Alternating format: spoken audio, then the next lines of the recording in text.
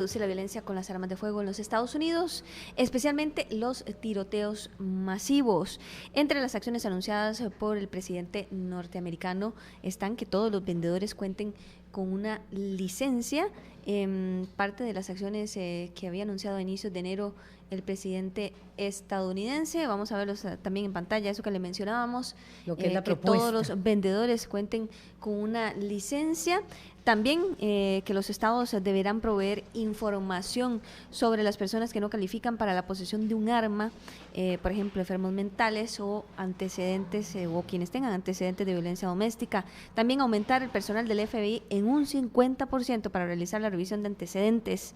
Y finalmente, entre otras acciones, incrementar presupuesto para tratar enfermos mentales. Bueno, ¿y cuáles? Pongamos en perspectiva este tema. Ayer quedó pendiente con don Antonio Barrios, analista internacional. Buenos días, gracias por acompañarnos, Antonio.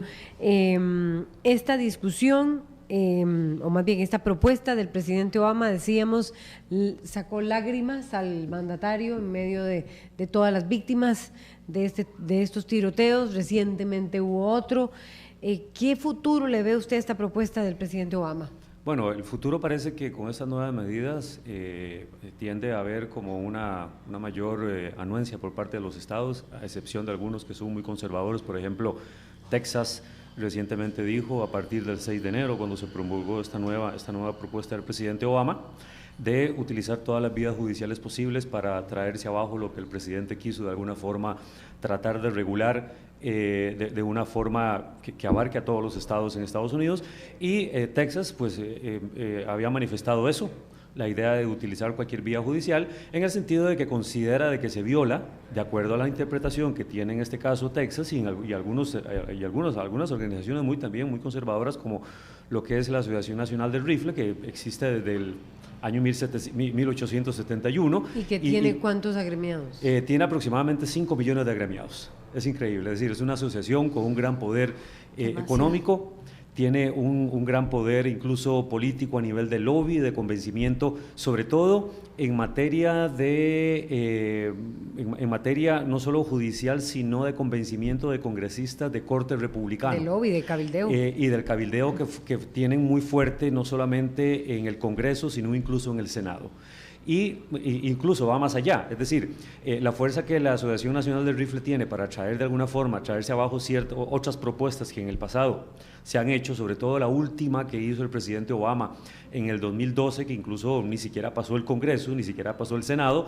Eso no solamente la Asociación Nacional del Rifle, sino otras organizaciones de corte muy conservador hicieron posible que muchas propuestas que a través del tiempo algunos presidentes han tratado de hacer no haya sido posible. Y es porque también del año 2014 a la fecha, la Asociación Nacional del Rifle también ha dado dineros a congresistas para hacer valer la importancia no solo de la segunda enmienda, que garantiza la aportación prácticamente natural de las armas por un asunto de defensa, sino incluso también entra en defensa también de lo que es la novena enmienda, que prohíbe que una nueva ley impida la tenencia de armas en Estados Unidos.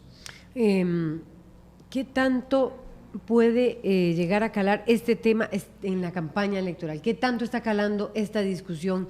Bueno, para beneficio ya sea de un Donald Trump o de una Hillary Clinton, que está encabezando las encuestas de los demócratas. Bueno, la posición de Hillary Clinton es precisamente, y ella lo ha dicho públicamente, es de realmente procurar una legislación más estricta respecto a la tenencia. Es decir, no, la idea no es legislar sobre prohibir las armas o de comprar armas. El asunto es en manos de quién caen. Como la venta de alguna forma es disque libre, a pesar de que hay regulaciones, la idea es que, y ya lo había comentado anteriormente, la idea es que esta nueva regulación del presidente Obama procure una base de datos única en todo el país, para que quien cometa, por ejemplo, o haya estado involucrado en actos delictivos, por ejemplo, en Michigan, y se va a Texas a comprar un arma, que aparezca también en Texas eso, y que se le prohíba también. Es decir, porque hay gente que lo que hace es que a través de terceros o a través de ferias internacionales, que también es parte de la regulación que el presidente Obama está procurando,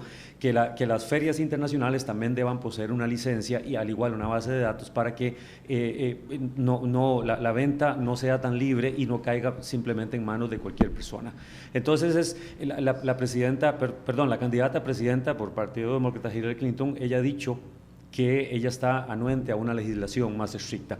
Trump es totalmente diferente. En los discursos que uno ha visto de Trump, él ha dicho en reiteradas oportunidades de que él aboga por una libertad prácticamente en todo, y ya sabemos cuál es la posición. De hecho, hay algo interesante que ocurrió hace pocos días, porque la vocera oficial del presidente Trump, del candidato Trump, salió con un collar hecho precisamente de balas. Entonces, eso generó también mucha polémica, sobre todo en familias que sufren, que han sufrido en todos estos tiroteos, y eso de alguna manera pues trae mucho resquemor y mucha diferencia y mucho debate político, sobre todo ahora de cuán candente está todo el debate de la campaña electoral en Estados Unidos. Al tener ese registro, parte importante de esa reducción que se busca en esa tenencia de armas o reducción de violencia, sería fundamental los vendedores. Sí, de hecho ¿Cómo garantizar que un vendedor vea esa base de datos y no venda el arma? Es decir, ¿habría una sanción para ese vendedor? Bueno, lo que se está proponiendo en este momento es que haya una sola base de datos conjunta, sobre todo prácticamente en las 50,000 armerías que hay en Estados Unidos. En Estados Unidos hay 50,000 armerías que venden armas en todos los estados. Es decir, estamos hablando de cifras, cuando hablamos de un país como Estados Unidos, hablamos desde todo punto de vista de cifras astronómicas, sí, en todo, y estamos hablando también de que culturalmente hablando, en Estados Unidos no solamente esta ley que se promulga por primera vez en 1791, no solamente tiene 200 años, es decir, el derecho de poseer armas por la libre, por un asunto de defensa, viene desde el año 1180, cuando Gran Bretaña, a través de Enrique II, promulga por primera vez en las 13 colonias el derecho de portar armas, pero solamente es decir, ese derecho lo tenían solamente los protestantes, porque Enrique II no confiaba de otros grupos religiosos o de otros grupos diferentes a los que no fueran los protestantes. Entonces estamos hablando de que hay de por medio toda una cultura histórica, política e incluso psicológica sobre la importancia de portar armas, y eso eliminarlo de la noche a la mañana o de hacer entender a la gente, más allá de los tiroteos masivos que han habido, eso es precisamente entrar en confrontación no solo con todo un aspecto cultural histórico que hay en el seno de la sociedad estadounidense como tal, sino incluso entrar en confrontación con grupos como la Asociación Nacional del Rifle y otros partidos políticos como el Partido Republicano, que precisamente consideran un abuso por parte del presidente Obama el eliminar una enmienda que es prácticamente connatural, no solo a la Constitución de Estados Unidos, sino al estadounidense acostumbrado a tener armas para cualquier uso, desde casa hasta para tener en la casa o para la defensa, etcétera. Y lo interesante con esto es que los diferentes momentos de la historia que Estados Unidos ha tenido, sobre todo el del periodo de entreguerras, entre 1914 y 1918, y la Segunda Guerra Mundial, y todos los fenómenos políticos o de violencia interna que Estados Unidos ha tenido, han justificado precisamente el hecho de tener armas. Precisamente hoy, con todo este tema del terrorismo, de grupos islámicos dentro de Estados Unidos, hoy con mucho más razón estos grupos abogan sobre la importancia de la tenencia de las armas, y eso hace precisamente que de por medio haya, por supuesto, toda una propaganda también muy nociva respecto al tema de la tenencia de las armas prácticamente por la libre. Estamos hablando de que la Asociación del Rifle tiene 5 millones de seguidores, es decir, la población casi que de Costa Rica con ¿más? Panamá, casi, ¿verdad? Sí, correcto. O sea, todo Costa Rica más 500, más 1 millón más, sí, ¿verdad? De seguidores. Como usted decía, cifras astronómicas, 50,000 armerías. ¿Usted nos puede hacer un diagnóstico de cuántas son las ganancias? Porque usted decía, bueno, se está justificando el discurso a raíz del terrorismo de la tenencia de armas. ¿Cuántas son las ganancias que recibe los Estados Unidos por la producción de armas? 1, y 2, háganos un diagnóstico de la epidemia de las armas en los Estados Unidos? Bueno, El uso de armas. lo primero es de que anualmente hay una ganancia de $6,000 millones solamente por la compra de armas a lo interno. Millones de dólares. De dólares a lo interno. A lo interno en Estados Unidos. Sí. A veces, por ejemplo, entre el año 2014 y el 2015, que fue cuando se disparó más la tenencia de armas, compra, sí. llegó casi a $10,000 millones las ganancias por parte de las armerías, solamente por venta interna y consumo interno de armas, para uso de cualquier tipo. Y eso ni se diga lo que significa los fabricantes de armas en Estados Unidos, también lo que llamamos armas ligeras, no, aquí no me estoy refiriendo, y es bueno que esto quede aclarado. Cuando estoy hablando de armas, estoy hablando de la aportación de armas ligeras, porque parte de la propuesta que el presidente Obama ha estado haciendo es de que no exista aportación de armas semiautomáticas, es decir, armas que ya implica la utilización de un cartucho y que incluso la puede convertir en ametralladora, como la M16 o el AK-47 o cualquier otro tipo de armamento que se encuentra dentro del mercado estadounidense. Entonces, aquí estamos hablando de armas ligeras, pistolas o revólver, que es muy normal. De hecho, hay algo interesante. La reforma es de armas ligeras. Exactamente, porque el temor es de que es más letal lo que llaman la subametralladora que cualquier otro tipo de arma que dispara tiro a tiro, que es lo que llama uno, ¿no? Entonces, lo interesante con esta reforma es precisamente evitar que no caiga en manos de cualquier persona este tipo de armas que son incluso más letales. Y, por ejemplo, para hablar un poco también de algunas cifras, bueno, ya hablamos de cuánto dinero implica eso, estamos hablando de las armas ligeras, estamos hablando de que solamente es el consumo interno, más lo que se exporta a nivel internacional, es decir, las armerías en nuestro país, en Costa Rica, para no ir muy lejos, la mayoría de las armas que vienen precisamente de Estados Unidos. Entonces estamos hablando de que también estos fabricantes de armas ligeras, aparte de producir otro tipo de armamento más sofisticado, exportan ese tipo de armas incluso fuera de las fronteras. Y también dentro de Estados Unidos circulan casi 300 millones de armas. Es decir, es un arma casi por habitante.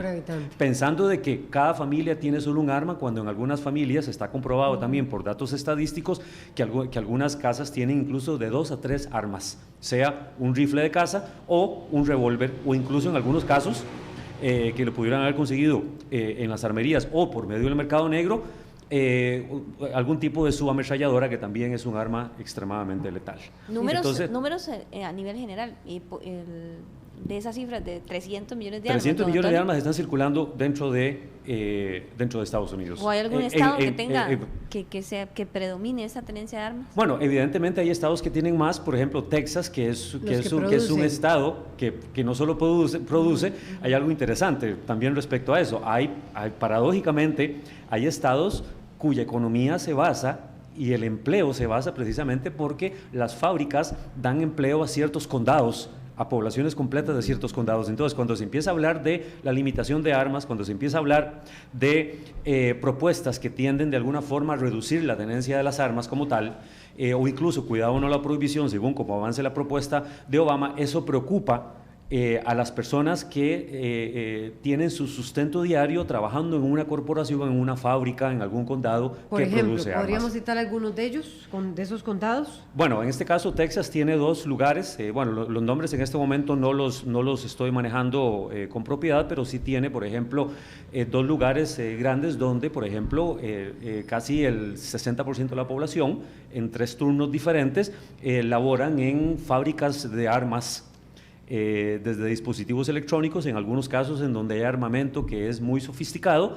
que incluso también puede ser de tenencia en la casa de cualquier persona, que lo consigue incluso en alguna armería, y consecuentemente desde las armas incluso de manejo mecánico más sencillas, que es las que comúnmente conocemos.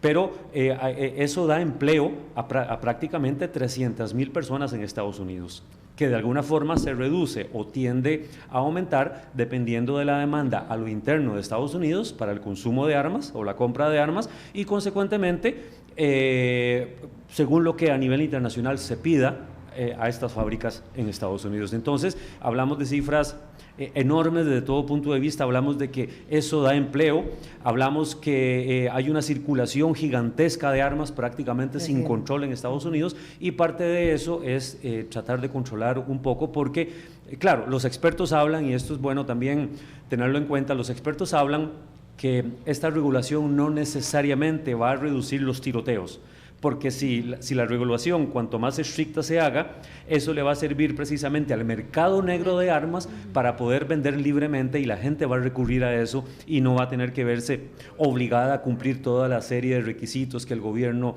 federal va a necesitar que se cumplan.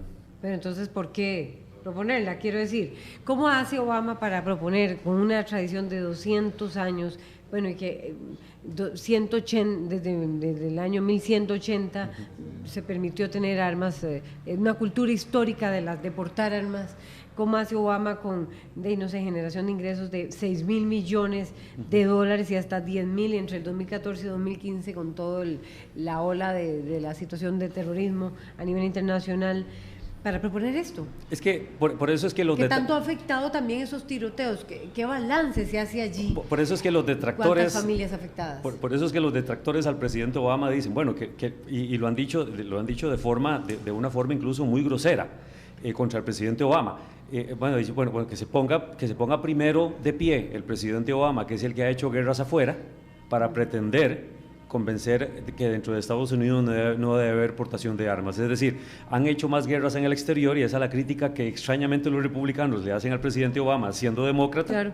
De que si se hacen guerras afuera, ¿qué es lo que pretende regular a lo interno si precisamente esa guerra interna la tienen desde hace muchos años? Entonces, es una cuestión, repito, cultural, eso no se borra de la noche a la mañana. Incluso la propaganda en Estados Unidos a todo nivel, en Hollywood uno puede ver la cinematografía cómo tiende precisamente al consumo de armas, las películas generan todo eso, hay una cantidad de películas que giran en torno a todo un tema de violencia, y eso hace precisamente de que existe una repetición normal, sobre todo en los niños, respecto a la tenencia de las armas, porque incluso uno de los puntos de la propuesta de Obama también es procurar, con una inversión mayor por parte del presupuesto federal, de motivar al Departamento de Defensa, al Departamento Judicial y al Departamento de Seguridad Interna, lo que es el FBI y el Homeland Security, a escudriñar tecnología inteligente. Es decir, que si un arma cae en manos de un niño en una casa, porque el papá la tiene ahí,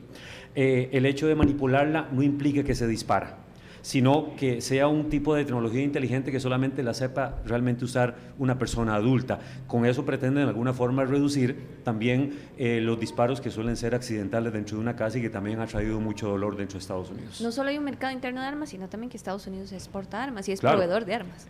Claro, es uno de los más importantes. Es uno de los más importantes, es decir, Estados Unidos es un exportador neto, no solamente de armas ligeras a nivel internacional, sino incluso de armamento sofisticado para ejércitos a nivel global. Entonces estamos hablando de un país que históricamente ha basado su economía en el aspecto armamentístico. Muchas gracias a don Antonio Barrios, analista internacional, por ponernos en perspectiva este tema. Vamos a ver qué tanto cala en la campaña de los Estados Unidos, que está calientísima, y viendo los resultados de esas encuestas donde Hillary está repuntando, y también Hillary Clinton y también Donald Trump. Correcto. Bueno, hasta aquí llegamos con la revista informativa.